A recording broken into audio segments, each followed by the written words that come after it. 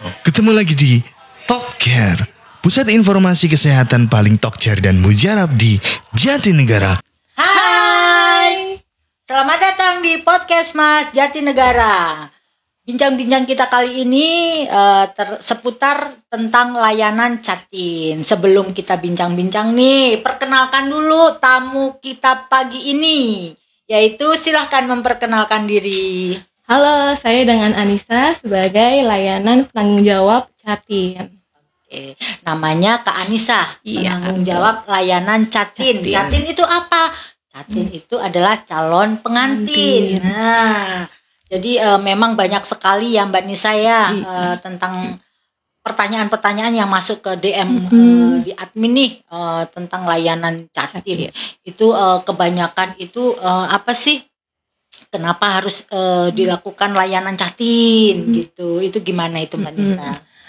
Tujuannya banyak ya Bu ya. Nah, pertama nih untuk mengetahui nih kesehatan masing-masing calon pengantin dan calon pasangannya. Dan nantinya kan juga akan bermanfaat ya bagi calon suami istri yang nantinya akan berencana memiliki keturunan. Nah, jika diketahui nih ada hasil penyakit tertentu, maka sudah diantisipasi sejak saat pranikah. Nah, satu lagi Bu. Nah, kalau misalnya kita calon pengantin kan kita adalah calon ibu hamil ya, yang nantinya akan mengalami proses kehamilan. Makanya penting banget nih pemeriksaan pranikah ini supaya nanti kita dapat hamil dengan sehat dan dapat mencetak generasi anak yang sehat serta unggul. Oke, jadi sangat penting sekali ya tentang persiapan untuk pranikahnya itu ya. Betul. Oke, kalau seperti itu untuk pemeriksaan screeningnya sendiri kan pasti dilakukan pemeriksaan ya itu sejak kapan kira-kira bisa dilakukan screening atau Catin pranikah itu? Sejak tahun 2017 ya Bu ya, dengan adanya Pergub DKI nomor 185 yaitu tentang konseling dan pemeriksaan calon pengantin dan juga ya? Betul. Ada pergubnya pemirsa.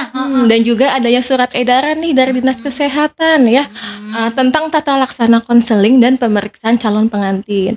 Maka sejak saat itu diwajibkannya untuk pemeriksaan kesehatan pranikah di puskesmas, khususnya Puskesmas Jatinegara. Oke. Jadi untuk pemeriksaan itu biasanya apa aja yang diperlukan untuk pranikah? Untuk pemeriksaannya banyak nih. Pertama ada pemeriksaan fisik dokter, berat badan, tinggi badan, lingkar lengan atas, tekanan darah, lalu pemeriksaan lengkap oleh dokter, lalu ada juga konseling pranikah, lalu pemeriksaan status gizi untuk mengetahui nih untuk cek status gizi si Catinnya ini apakah dia normal, underweight atau overweight indeks massa tubuhnya.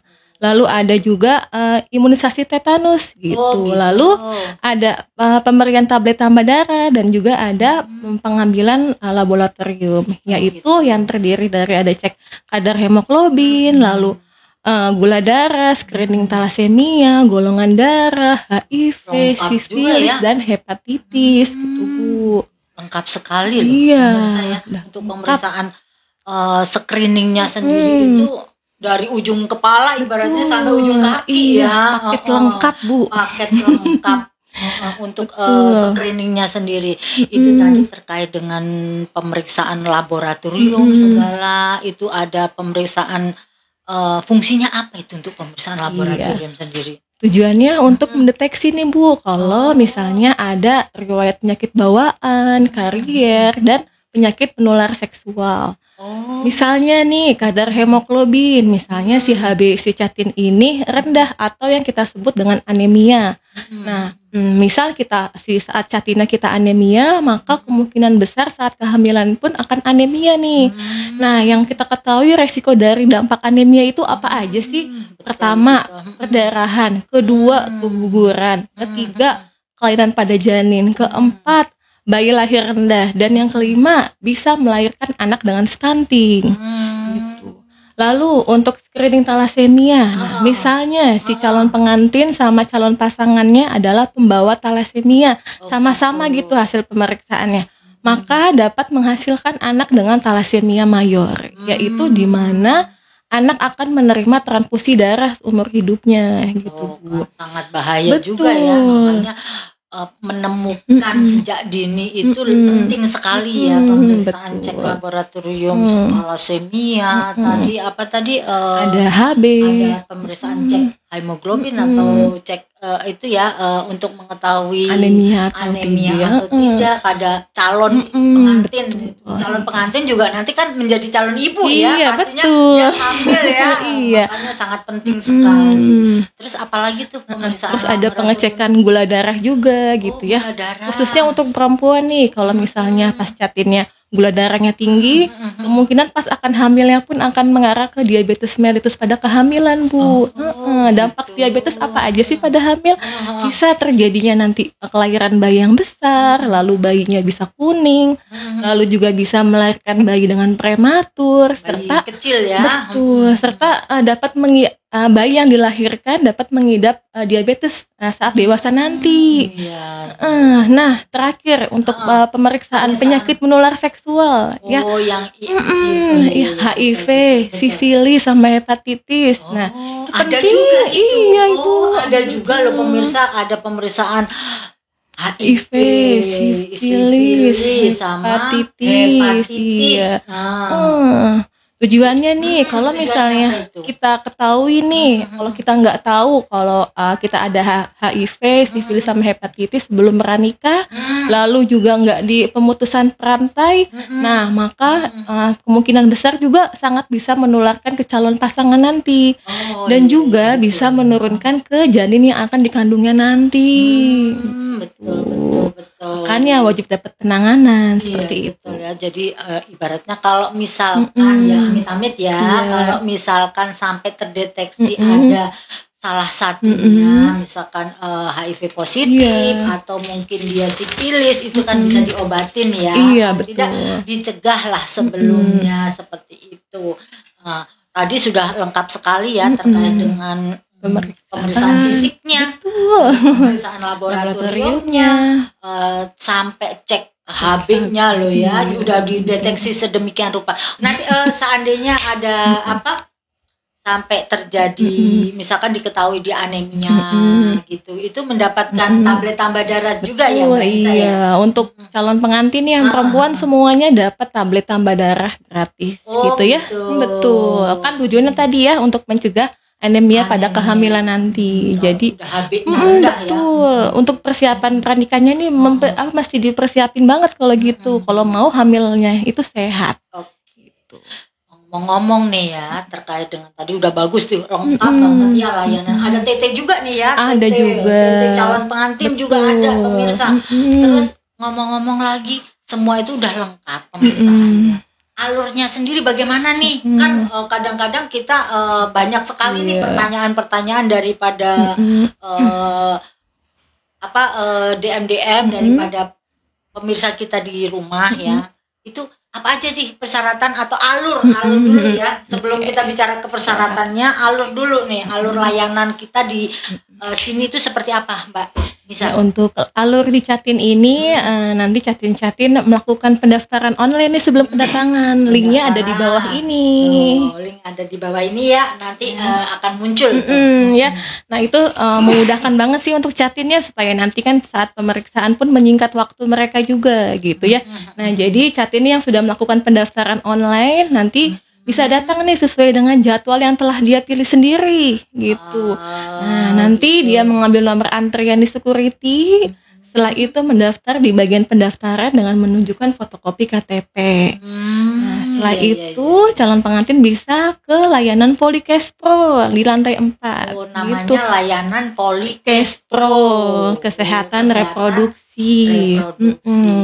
Iya, nanti Catinnya akan kita panggil nih untuk pemeriksaan konseling gitu ya. Akan dipanggil sesuai dengan antrian saat kedatangan ke puskesmas ya. Tuh, nah nanti setelah konseling, pemeriksaan, nanti ada pemeriksaan laboratorium juga gitu ya. Ada pengambilan vitamin juga di farmasi. Nah setelah itu Catinnya udah boleh pulang nih. Jadi nggak usah nungguin di puskesmas lama-lama gitu. Jadi sesudah semua melalui pemeriksaan, boleh langsung pulang. Jadi kan nggak lama ya. Nggak lama sih. Mudah-mudahan cepat ya. Karena kalau itu lama enggaknya kan tergantung banyaknya antrian ya, Iya, berarti ya betul. banyaknya pasien ibaratnya seperti itu. Jadi tadi mengingatkan lagi kepada pemirsa bahwa alur layanan daripada kita di Puskesmas Jatinegara itu terutama alur layanan catinnya itu kita daftar dulu. Betul. Ya online. Via online kita sekarang kan Jak Sehat ya kita, jadi bisa di situ klik aja di situ untuk layanannya layanan catin milihnya. Nah dari situ tinggal nanti kapan di situ datangnya sesuai dengan jadwalnya nanti pasien atau catinnya sendiri pasangan tersebut ya biasanya kan pasangan ya yang datang gitu ya itu langsung mengkonfirmasi ke security bahwa sudah dapat notis nomor ya nomor antrian nanti ke loket habis dari loket nanti pasti loket mengarahkan ke lantai 4 kita layanan untuk kesehatan reproduksinya seperti itu ya. Sesudah dilakukan konseling di layanan Kespro untuk catennya itu terus habis konseling terus dilakukan pemeriksaan untuk screening tadi dari fisiknya ya dari ujung kepala sampai ujung kakinya habis itu ada pengantar untuk cek laboratorium. Nah, habis laboratorium itu ada ambil vitamin. Ambil vitamin itu proses itu semua bayar atau gratis ini? Gratis semuanya. Untuk KTP DKI. Semua layanan untuk catin gratis. Kalau KTP-nya DKI. Kalau misalnya yang domisili di wilayah Jatinegara, KTP-nya luar DKI bisa menyertakan domisili surat domisili Jatinegaranya. Jadi bisa gratis juga. Ini masuk persyaratan udah nih ya. Udah pertanyaan dari persyaratan apa aja ya yang diperlukan ya. Tadi alurnya sudah oke lah ya. Alurnya sudah kita ceritakan tadi dengan lebar nih ya sampai dengan pasien mendapatkan konseling, mendapatkan pemeriksaan laboratorium, nggak usah menunggu hasil lab. Jadi bisa langsung pulang. Nanti dihubungi. Nanti untuk hasilnya akan diinformasikan oleh petugas by WA. Hasil dari cek laboratorium akan dikirimkan melalui WA. Diinformasikan untuk datang kembali ya. Untuk enggak langsung gitu. Sertifikatnya diterima juga nanti akan diunduh. Betul, sertifikat akan diterima pada di hari yang sama juga, perkiraan siang atau sore hari. Kalau pagi ya datangnya. Betul, nanti akan diunduh langsung. Kita akan bantu nanti lewat WA.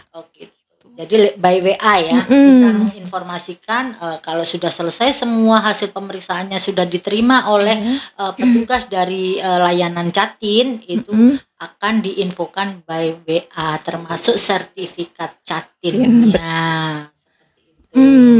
Nah, nih ada pertanyaan yang sering muncul juga. Kira-kira kalau pemeriksaan catin itu baiknya itu pagi atau siang nih? Kadang-kadang kan ada nih kira-kira jam berapa yang baiknya untuk pemeriksaan catin atau datang ke sini gitu.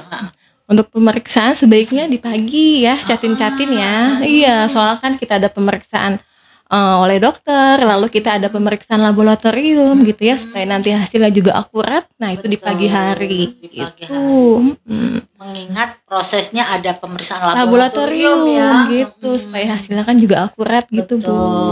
Betul. Jadi pemirsa harus datangnya pagi. Jadi biar dapat pelayanan yang lebih bagus lagi paripurna. Bukan berarti siang nggak paripurna ya pelayanannya, bukan begitu, tapi mengingat laboratorium itu kan gak hanya pelayanan catin aja, banyak sekali layanan umum yang perlu ditangani. Takutnya makin kesini makin menumpuk, nanti makin antriannya makin panjang. Itu maksud kita ya. Nah, kaitannya tadi sudah disebut sedikit ya persyaratannya apa aja persyaratannya. Persyaratannya mudah nih. Dengan membawa fotokopi pengantar menikah dari RT RW setempat. Lalu fotokopi KTP calon pengantinnya, lalu fotokopi KTP calon pasangan. Kalau misalnya dia bertempat tinggal di wilayah Jatinegara, bisa membawa surat domisili dari RT RW gitu. Betul. Jadi ada KTP, Mm-mm. calon pengantin laki perempuan. Iya, dua-duanya. Terus yang kedua itu Pengantar menikahnya. Iya. Sama surat domisili kalau misalnya tinggal di wilayah Jatinegara. Surat tapi domisili. KTP-nya luar DKI. Walaupun KTP luar DKI, Betul. tapi dia domisili di wilayah Jatinegara, bawa pengantarnya Betul. pastinya. Dari kelurahan apa cukup Dari RT RT RW saja cukup. Cukup RT RW saja. Oke.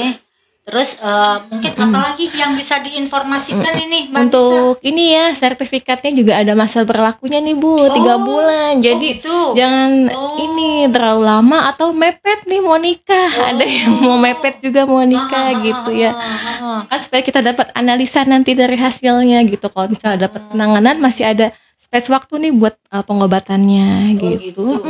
Jadi sertifikat itu ada masa berlakunya 3 bulan dari terbitnya. Iya, jadi sampai 3 bulan. Betul. Jadi pemeriksaannya sebaiknya H-3 bulan sebelum menikah gitu. Oh, sebaiknya dilakukan mulai cek kesehatan untuk calon pengantin itu 3 bulan sebelum mulai ada dia mendaftarkan pernikahannya. Iya, atau betul. pada hari hanya lah ya. Iya, Pas hari hanya itu 3 bulan sebelumnya harus melakukan cek kesehatan nih ya. Oh, gitu. Soalnya banyak sekali tuh yang kurang paham sebaiknya kapan sih gitu loh. Idealnya gitu. Seminggu lagi mau menikah gitu. Ternyata belum punya sertifikat cantik. Padahal itu salah satu persyaratan menikah sekarang buat di kantor kelurahan Ibu gitu. KUA perlu Iya, sama itu? juga. Oh, sama Lalu ya. Gitu. Ya. Terus apalagi nih yang disampaikan? Iya kan pada tahun kemarin ya 2023 adanya perjanjian kerjasama nih antara Dirjen Kesmas Kemenkes dengan agama non Muslim. Jadi yang tadinya nih baru diberlakukan oleh agama Islam aja pemeriksaan catin ini, maka awalnya Muslim aja. Iya, soalnya kan buat persyaratan di kelurahan dan KUA. Oh gitu. Nah makanya untuk sejak tahun kemarin nih untuk yang agama non Muslim boleh banget ya buat pemeriksaan juga ke puskesmas kayak gitu ya, dengan kebijakan yang sama juga gitu. Iya, sama ya. Sama, nggak ada bedanya. Sama pelayanan biaya sama. Biayanya gratis juga asal tuh. wilayah atau KTP-nya di Jatinegara. Ya kan? Betul sekali. Jadi yang nonis ini jangan berburu takjil aja. Iya. Ayo kalau mau jadi calon pengantin silahkan untuk datang. Kalau misalkan wilayahnya Jatinegara tinggalnya monggo silahkan berburu takjil boleh. Tapi kalau untuk persyaratan menikah biar sehat itu wajib. Ya kan? Betul sekali Ibu. Sebagai penutup ini apa yang perlu disampaikan mungkin Mbak Nisa bisa pesan-pesan ke pemirsa mungkin yuk. Iya, untuk catin-catin ya, ayo kita semua pemeriksaan ke puskesmas gitu. Demi dapat menciptakan kesehatan yang sehat, lalu bisa mencetak generasi anak yang unggul, sehat serta emas. Demikian bincang-bincang pagi ini bersama Mbak Anissa. Mudah-mudahan dan harapan kita nih ya, dengan adanya informasi layanan tentang atau terkait catin nanti bisa membantu pemirsa ya, membantu pemirsa untuk punya gambaran dan bisa mungkin menjadi referensi ya. Nanti kalau misalkan ada usulan atau masukan atau komen yang positif nanti silahkan berkomen di channel kami. Mungkin itu aja yang bisa kita sampaikan untuk bincang-bincang kali ini. Semoga bermanfaat. Amin. Kita tutup dengan wabillahi taufiq wal hidayah. Wassalamualaikum warahmatullahi wabarakatuh. Dah.